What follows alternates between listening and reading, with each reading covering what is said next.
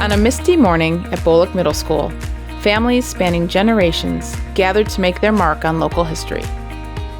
The Cuyahoga City School District hosted a beam signing event for the community during the construction of their new 6th through 12th grade campus.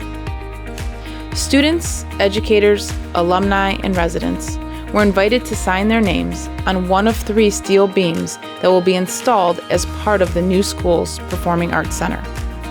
Participants witnessed construction firsthand as workers made progress on the site just a few yards away.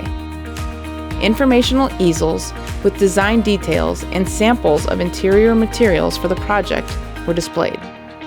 With an atmosphere of warmth and excitement, the occasion became more about family and friends sharing memories of their time in school rather than writing their names on steel.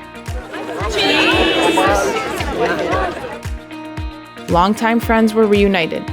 Generations of Cuyahoga Falls students and residents signed the beam. Even the very young became a permanent part of the new Cuyahoga Falls 6th through 12th grade campus. Marking the community's commitment to education and their anticipation for the future of their new campus, the beam signing event was a success, serving as a powerful symbol of the enduring legacy of the Cuyahoga Falls community.